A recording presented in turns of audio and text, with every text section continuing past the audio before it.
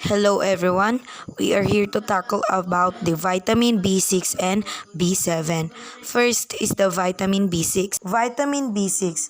Vitamin B6 is a water-soluble vitamin found naturally in many foods, as well as added to foods and supplements. So if we say water-soluble vitamin, ito yung mga vitamin na na-excess ng ating body or sumasama siya sa ating ihi. So, everyday dapat nagko-contain ng ating body ng enough vitamin B6 kasi pag low ang vitamin B6, it can possible lead some deficiencies. Ang vitamin B6 matatagpuan nito sa maraming mga pagkain and it can also add to some supplements. What is vitamin B6 good for? So the function of the vitamin B6 is the normal brain development, keeping the nervous system and immune system healthy. So ang vitamin B6 tinutulungan niya tayo for the normal functioning of our brain. So kinikip din niya yung ating nervous system and immune system healthy. Next, what are the classification of vitamin B6? So, classification of vitamin B6 are pyridoxine is the generic name of vitamin B6. So, vitamin used to correct vitamin B6 deficiency and to treat nausea during pregnancy. So, ang pyridoxine, ito yung classification of vitamin B6 na kinokorek niya yung mga vitamin B6 deficiency. And tinitreat din niya yung mga pagsusuka during pregnancy. So, pyridoxine is required by your body for utilization of energy in the foods you eat, production of red blood cells, and proper functioning of nerves. So, ang pyridoxine is nire-required siya ng ating body para ma-utilize niya yung mga energy na nanggagaling sa mga foods na kinakain natin. Ang pyridoxine is also producing the red blood cells and tinutulungan din niya yung ating body for proper functioning of our nerves. So nerves is sa utak banda. Next is the pyridoxal. So pyridoxal is an active coenzyme form and most measure of vitamin B6 blood levels in the body. Pyridoxal is ito yung mga active na coenzyme. So yung coenzyme na yon is tinutulungan niya yung ating body or mga coenzyme niya na ma-break down yung mga proteins, carbohydrates, and fats. Minemaintain din niya yung mga normal levels of homocysteine. So, pag mataas ang level ng homocysteine, it can cause heart problems. So, sinusupport din niya yung immune function and brain health. Pyridoxal is the genera granulicatella and abiotrophia. Itong pyridoxal is the medical relevant bacteria required pyridoxal for growth. So pyridoxal is also function of this is for our growth. Ito yung meron din siya nitong mga bacteria like granulicatella and abiotrophia. So granulicatella is the bacteria found in the human oral cavity, urogenital tract, and gastrointestinal tract. Granulicatella is a bacteria and it is found in our human oral cavity. So paki-take note lang po, Granulicatella is a bacteria found in human oral cavity, urogenital tract, and gastrointestinal tract. Ito yung mga pyridoxal medically relevant bacteria. Required pyridoxal for growth. Next is the pyridoxamine. is a small molecule derivative of pyridoxal phosphate. So, ang pyridoxamine is a small molecule. Nagmula ito siya sa pyridoxal phosphate. So, ang pyridoxamine is it helps our body treating diabetic neuropathy and retinopathy associated with diabetes and kidney stone disease. So, ang pyridoxamine, tinitreat niya yung mga possibility na magka-diabetes tayo. Another discussion of this is two majors of vitamin B6 is the pyridoxine and the pyridoxamine. So, itong dalawa po siya, pag na-intake na po ng ating body, i-filter po siya or gagawin po siya ng ating liver into pyridoxal phosphate or the PLP. So, itong pyridoxal phosphate po siya, ito yung discussion ko kanina na mga enzyme or the function of this is the breakdown of proteins, carbohydrates, and fats.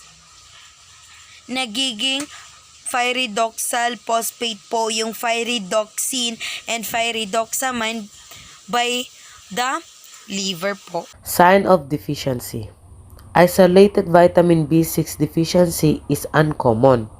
Inadequate vitamin B6 status is usually associated with low concentration of other B-complex vitamins such as vitamin B12 and folic acid. Vitamin B6 deficiency causes biochemical changes that become more obvious as the deficiency progresses. Vitamin B6 deficiency is associated with microcytic anemia, electroencephalographic abnormalities, hepatitis with cryolysis, scaling on the lips and cracks at the corners of the mouth, eglottics, swollen tongue, depression and confusion, and weakened immune function. End-stage renal disease, chronic renal insufficiency, and other kidney disease can cause vitamin B6 deficiency. In addition, vitamin B6 deficiency can result from malabsorption syndrome such as celiac disease, Crohn's disease, and ulcerative colitis. Certain genetic diseases such as homocystinuria can also cause vitamin B6 deficiency. Some medications such as antiseptic drugs can lead to deficiency over time. A vitamin B6 deficiency most often occurs when other B vitamins in the body are low. Some mild deficiency. Microcreatic anemia, skin condition. Itong skin condition, ito na rin yung microcreatic anemia, depression, confusion, and lowered immunity. Certain condition. Kidney disease, autoimmune intestinal disorder like celiac disease, alternative Cohen and John's disease. Autoimmune inflammatory disorders such as rheumatoid arthritis, alcoholism. Toxicity. High intake of vitamin B6 from food source have not been reported to cause adverse effect. However, chronic administration of 1 to 6 g oral pyridoxine per day for 12 to 40 months can cause severe and progressive sensory neuropathy characterized by ataxia, loss of control of bodily movement.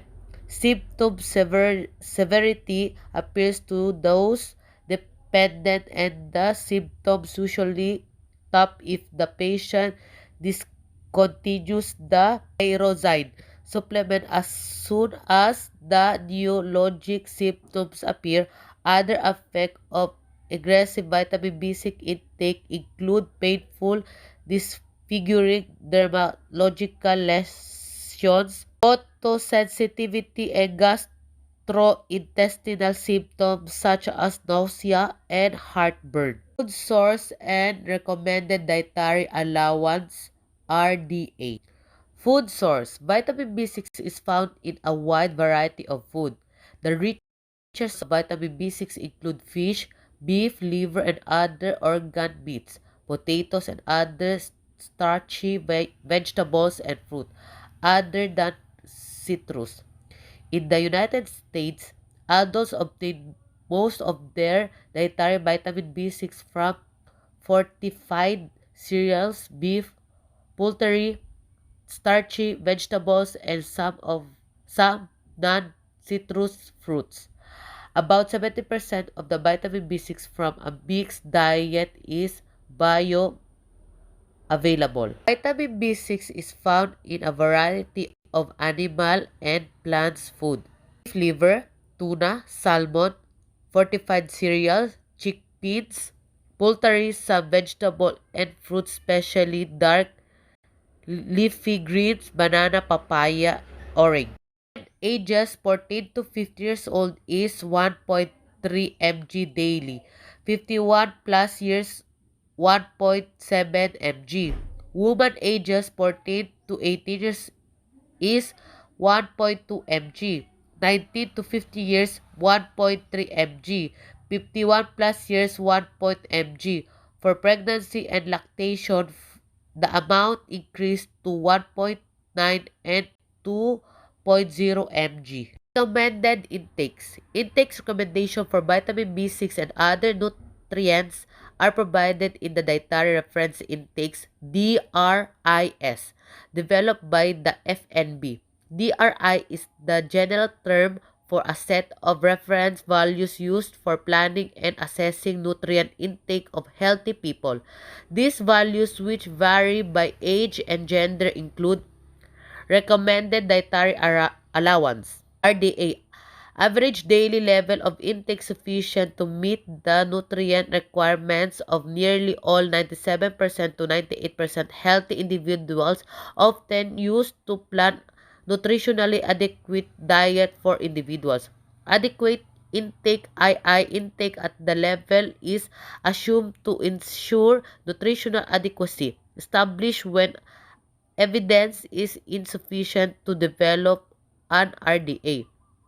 Estimated average requirements EAR, average daily level of intake estimated to meet the requirements of 50% of healthy individuals, usually used to assess the nutrient intakes of groups of people and to plan nutritionally adequately diets for them.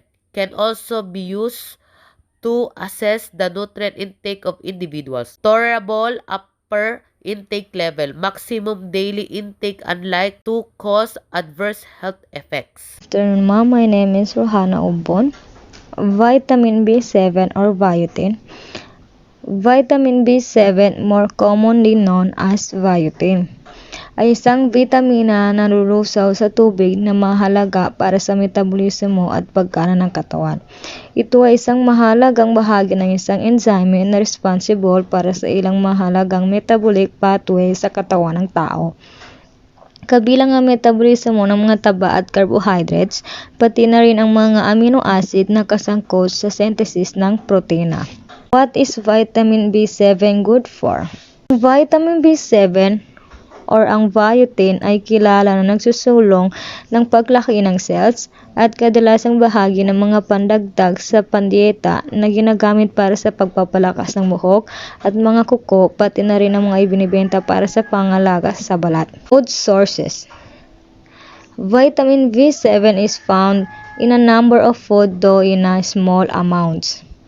These include vegetables, cereals, nuts such as almonds, walnuts, peanuts, yes, and soybeans. So sa example ng vegetables is broccoli. Ang broccoli is one of the most nutrient-dense vegetables as it's full of fiber, calcium, and vitamin A and C.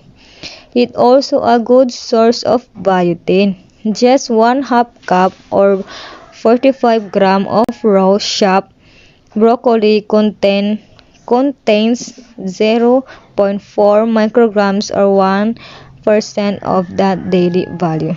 So ang legumes, ang example nito is like peas, beans, and lentils are high in protein, fiber, and numerous micronutrients. Some of the richest sources of biotin in this category are peanuts and soybeans. A 1 ounce or 28 grams serving of roasted peanuts contain just under 5 micrograms of biotin, or 17% of the dairy value. So, ang nuts and seeds are a good source of fiber, unsaturated fat, and protein. Most also provide biotin, but the amount tends to vary by type. A 1/4 cup or 20-gram serving of roasted sunflower seeds offer 2.6 micrograms of biotin, or 10% of the daily value, while 1/4 cup or 30 grams of roasted almonds contains 1.5 micrograms or 5% of the daily value. So, ang sa yeast, both nutritional yeast and brewer's yeast provide biotin, but the specific amount vary by brand. Brewer's yeast, also called dry active yeast, is used to brew beer and leaven bread. Conversely, nutritional yeast is an inactive yeast that's often used to make non-dairy cheese. Nutritional yeast may contain up to 21 micrograms of biotin, or 69% of the daily value. Per 2 tablespoon or 7-gram packet of active dry yeast used for baking provides 1.4 micrograms of biotin, or 5% of the daily values. Dermal abnormalities in biotin deficiency are due to impaired fatty acid metabolism. Ang fatty acid metabolism ay maaring mag-ambag sa mahalagang pangangailangan ng mga selula ng kanser, enerhiya, paglaki, at synthesis ng lamad. Higit pa rito, ang mga fatty acid ay nakatabolize na ang fatty acid oxidation na isang mahalagang pinagmumulan ng NADPH, means nicotinamide adenine dinucleotide phosphate. And the cause of the vitamins B7 ay yan yung mga hair loss, alopecia, periorificial dermatitis, scaly, red rash around the orifice, for example, eyes, nose, and mouth, also called biotin deficient face. Ang hair loss o alopecia ay bacteria and fungal infection, loss of body control or ataxia. Ito ay sakit sa balat na dulot ng tinatawag na fungi. Yan yung mga maliliit na organism na matatagpuan sa ating kapaligiran. How much vitamin B7 should you take daily? For men and women 19 years or older, and for pregnant woman is 30 micrograms daily. Ang kailangan po ng vitamin B7 should take in the daily ay nasa 35 micrograms daily. Lactating woman need 35 micrograms daily. And for the male take, adult and teenager is 30 to 100 micrograms per day. And children is 7 to 10 years of age, 30 micrograms per day. Classification of biotin. Biotin is classified as a heterocyclic compound. Heterocyclic compounds are cyclic compounds with ring containing carbon and other elements, the component being oxygen, nitrogen, and sulfur.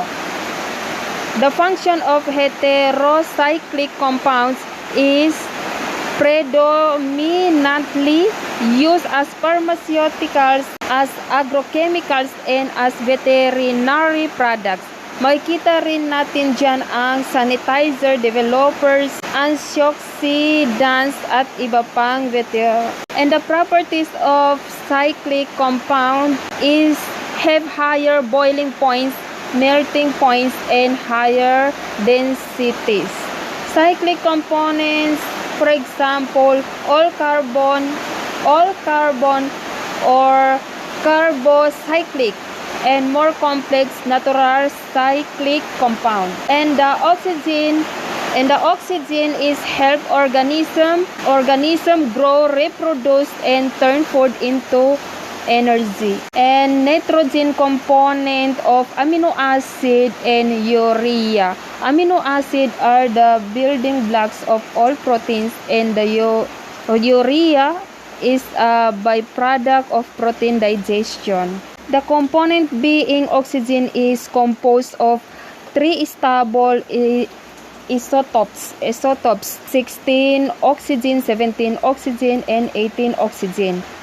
Oxygen 16 is total 99.759%, and oxygen 17 is 0.037%, and oxygen 18 is total of 0.204%, and the being most abundant is 99.762% natural abundance. And the component of sulfur are chemical compounds that contain the chemical element sulfur.